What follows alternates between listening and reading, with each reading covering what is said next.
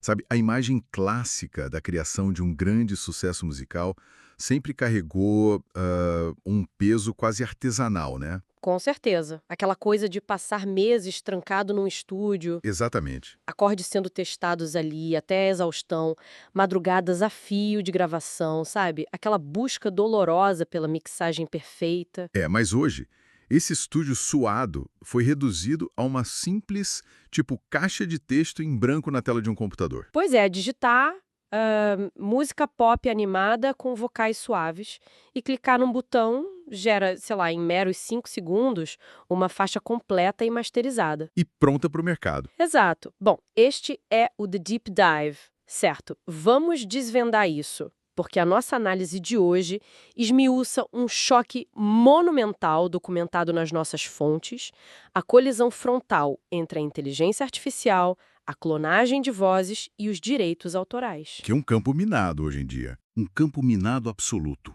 A grande missão desta nossa investigação é decodificar quem detém o controle do legado musical quando a máquina faz a arte.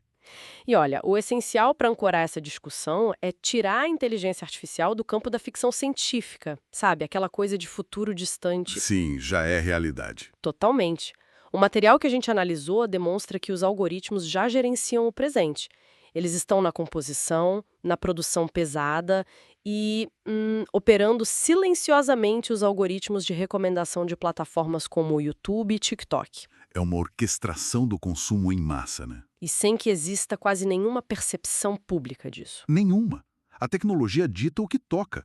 Então a questão urgente que o material levanta não é se a IA vai mudar a música. A questão é quem terá o arsenal jurídico para controlar esse impacto. E já que a IA está em toda a tarde fazendo esse trabalho pesado, isso levanta uma questão imediata sobre o crédito da obra, né? A quem pertence a música?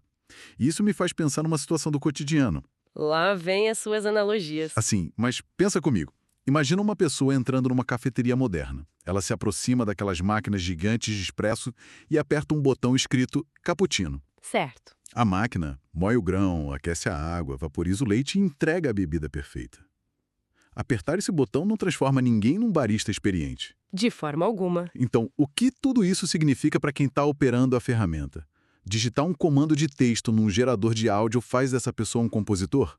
O que é fascinante aqui é que o problema central é tentar forçar uma tecnologia de redes neurais do século XXI a caber em legislações escritas no século XX, Uma conta que não fecha.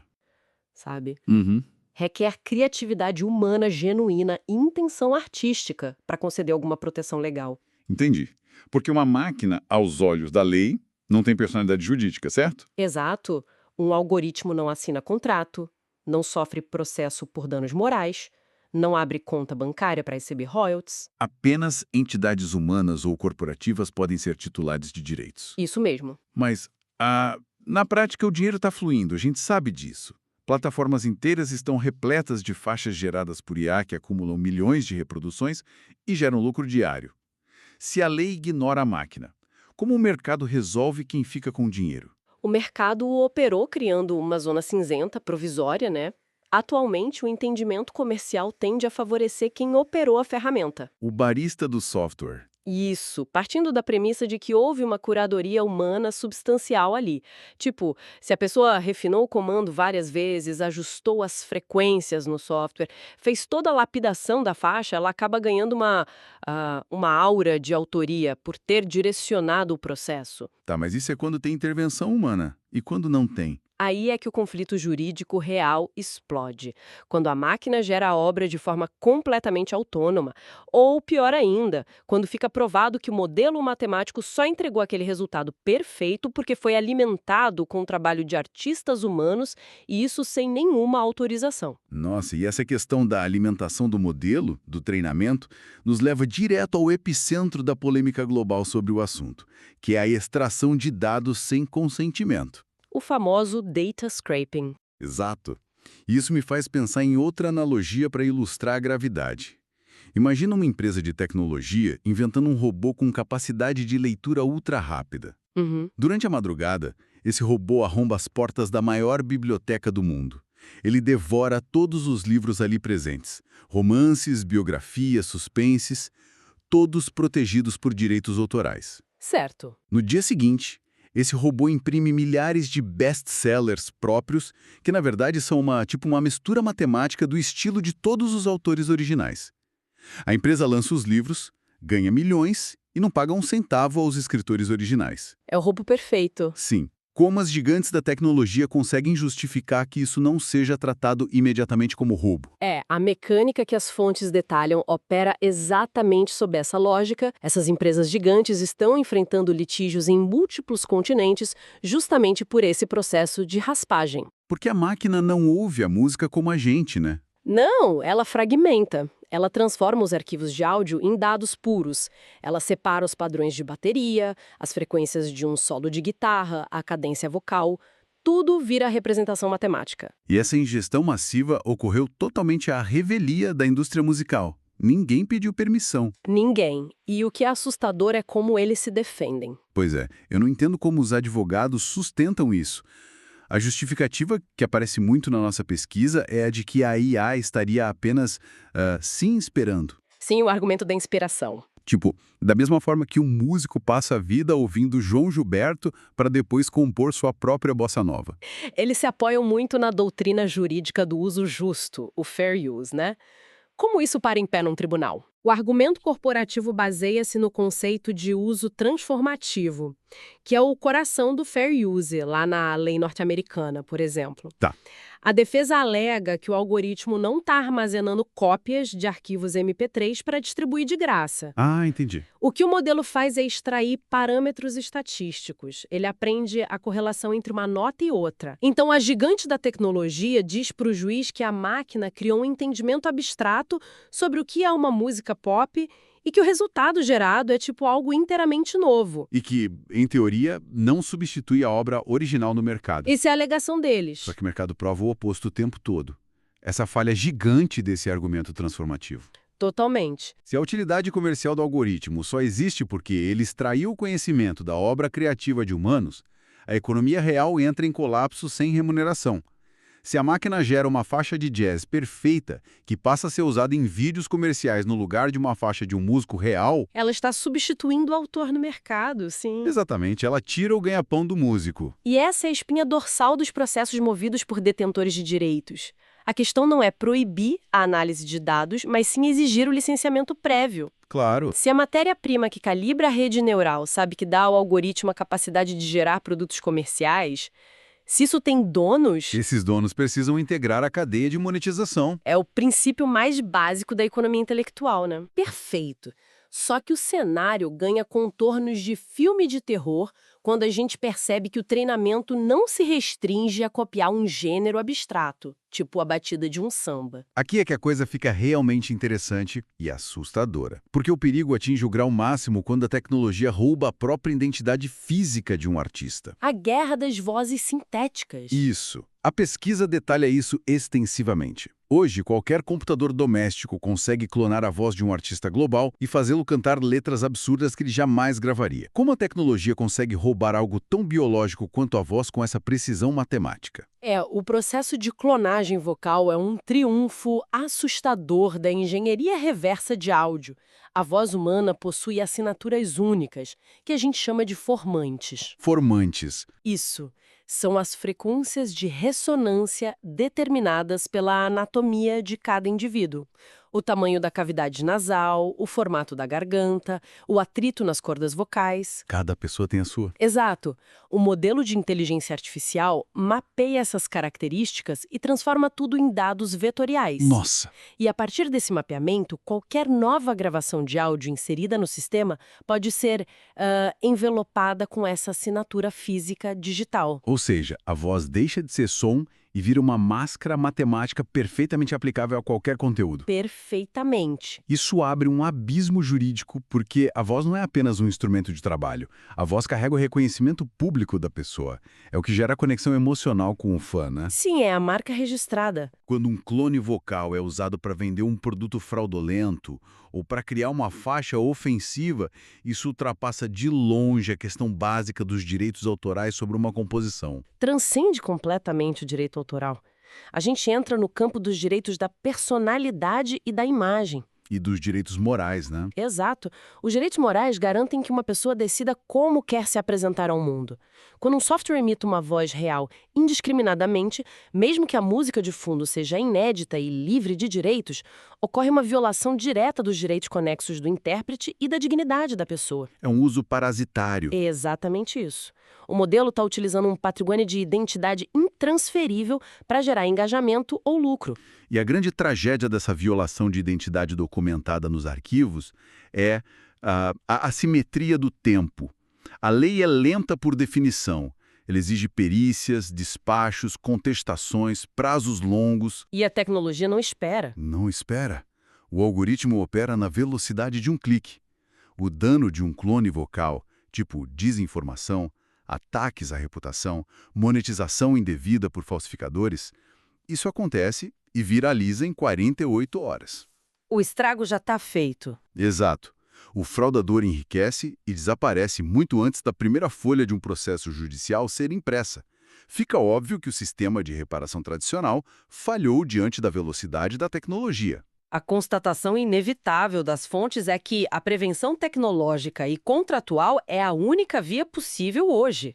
Tentar consertar a reputação ou rastrear receitas pulverizadas em paraísos fiscais depois que a faixa viralizou é inútil. É enxugar gelo. Completamente. A dinâmica atual força os detentores de direitos a atuarem com ferramentas de derrubada automática, os famosos takedowns. Que são baseados em reconhecimento algorítmico também. Sim, criando uma verdadeira guerra de máquinas contra máquinas nas plataformas de distribuição. Loucura. E falando em distribuição e receitas, existe uma consequência ainda mais silenciosa que prejudica quem vive da música. Não é só falsificação ou roubo de imagem.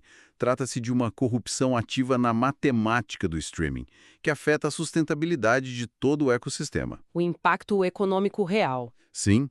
E para explicar esse impacto mapeado na pesquisa, basta pensar no dinheiro gerado pelas plataformas como um bolo gigante. A estrutura de remuneração dominante no streaming global é o modelo pro rata. O funcionamento é engenhoso, mas super vulnerável. Como funciona? Basicamente, todo o dinheiro pago mensalmente por todos os assinantes da plataforma cai num único pote gigante. No fim do mês, a plataforma calcula o total de reproduções geradas e divide o dinheiro desse pote proporcionalmente. Entendi. Então, se as faixas de um determinado gênero ou artista geram 5% de todos os plays da plataforma, eles levam 5% do bolo. Certo. Mas o grande colapso ocorre porque a inteligência artificial, operada por aquelas fazendas de cliques e contas massivas, introduz um volume incalculável de faixas genéricas no sistema diariamente. Volume industrial. E o modelo Pro-Rata não julga a qualidade da arte. Ele não distingue entre uma composição profunda e uma batida genérica de lo-fi feita para estudar, ou 3 minutos de ruído branco de chuva gerado por computador. É tudo play? É tudo play. O número de assinantes humanos que colocam dinheiro no bolo cresce lentamente, mas a quantidade de áudio exigindo fatias desse bolo explodiu na casa dos milhões de arquivos. O bolo continua do mesmo tamanho, mas a faca precisa cortar fatias em níveis tipo microscópicos para pagar essa enchente de faixas artificiais. Se conectarmos isso ao panorama geral, a gente percebe que isso caracteriza a mais agressiva forma de diluição de renda já vista no mercado cultural. Diluição total. O áudio funcional, feito por modelos generativos sem autor identificado, drena frações de centavos vitais dos circuitos criativos reais. Pensa só, se o algoritmo de recomendação encadeia horas de um jazz puramente sintético para tocar como som ambiente numa grande rede de lojas. O tempo de escuta que iria para músicos reais é desviado. Exato. O sistema premia o volume absoluto, transformando a música num jogo de inundação de servidores, em vez de atração cultural genuína. Tá, mas esperar passivamente por uma mudança na estrutura do mercado parece uma receita para o fracasso. Esse cenário de rendas diluídas e leis lentas pode soar super pessimista, como o fim da linha. Mas a gente não pode simplesmente proibir tudo, né? Não, de jeito nenhum. A investigação também entrega respostas práticas. As gigantes da tecnologia não vão recuar e a internet não vai ser desligada. Então, como quem cria arte pode usar essa mesma tecnologia, o conhecimento dessas máquinas como uma armadura, ou até mesmo como uma nova fonte de renda e vantagem? A mudança de postura exige sair da passividade analógica para a defesa documental ativa, O material compila táticas muito claras. Quais são as principais? A primeira frente de contenção é a blindagem contratual imediata. Acabou o espaço para assinar cessões de direitos padronizadas. Os novos contratos exigem cláusulas restritas de bloqueio de IA. Cláusulas específicas. Sim, cláusulas que proíbem expressamente que o áudio, a composição original e principalmente as matrizes isoladas sejam usadas para treinamento de algoritmos por terceiros, sem licenciamento prévio e compensação separada. Ah, isso ataca diretamente aquela antiga prática tóxica da indústria de ceder todos os direitos em qualquer mídia inventada ou a ser inventada, né? Com certeza, acaba com isso. Mas e no momento de um litígio real? Se o tribunal não aceita só a palavra do artista, contra a máquina, como organização digital do projeto ajuda a provar a autoria? As fontes mencionam uma tal de burocracia preventiva como uma ferramenta tecnológica crucial. É o campo da forense digital aplicada à autoria.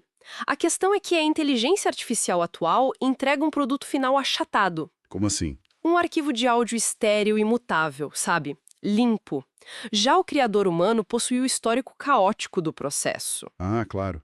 As trilhas sonoras isoladas, os takes vocais descartados com respirações fora de tempo. Sim. E os arquivos MIDI, que armazenam os dados de pressão exata exercida em cada tecla do teclado no momento da gravação. Esse registro temporal do erro humano, da evolução imperfeita da sessão no software, é a prova irrefutável de autoria, né? Ele desmascara qualquer cópia gerada sinteticamente que não possua esses rastros de construção. Exatamente.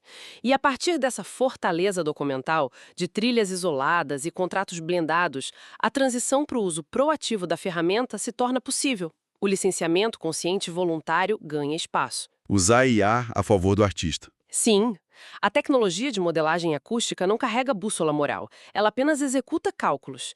Então, artistas podem autorizar modelos corporativos a aprenderem suas técnicas, desde que isso ocorra em ambientes murados, onde existe o pagamento contínuo por uso. Entendi. A ferramenta permite que os criadores multipliquem o próprio catálogo, gerando, sei lá, arranjos secundários para documentários de baixo orçamento ou versões instrumentais para nichos que o trabalho braçal nunca conseguiria cobrir a tempo. Mas tem uma regra de ouro aí, extraída desse modelo de licenciamento. Qual? O rigor absoluto com os limites da própria identidade.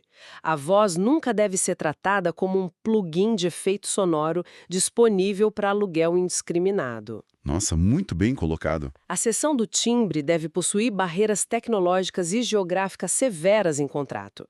A máquina serve para acelerar a formatação do conteúdo, para adaptar escalas, mas o lastro legal de tudo que for gerado precisa estar acorrentado ao registro de quem iniciou o processo de forma genuína.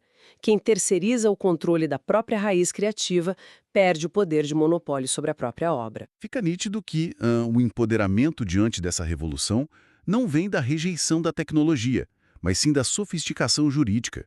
Para quem nos ouve, entender a fundo a diferença entre um uso transformativo genérico e a clonagem direta de formantes vocais deixa de ser uma discussão distante de advogado, para se tornar um mecanismo básico de sobrevivência financeira. É a única saída. Defender a propriedade dos dados que alimentam os sistemas é a única estratégia que separa o criador da exploração pura por corporações.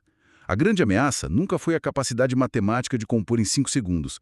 A vulnerabilidade crítica sempre foi a desinformação sobre os próprios direitos. Isso levanta uma questão importante, sabe?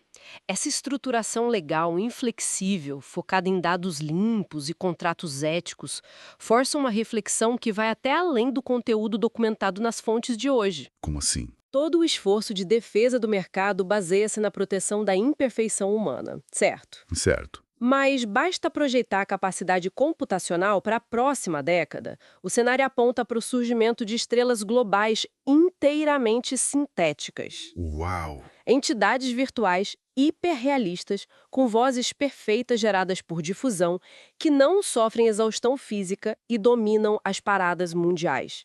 E mais perturbador ainda, construídas exclusivamente com bancos de dados de domínio público centenário e dados 100% licenciados de forma justa. Caramba! sem roubo, sem processos pendentes, com escudos de direitos autorais perfeitamente calibrados por corporações, mas com zero bagagem emocional humana por trás da composição. Sem vivência. Sem vivência. Como público que sempre buscou no consumo musical o reflexo direto do trauma, da paixão e da falha de seus ídolos.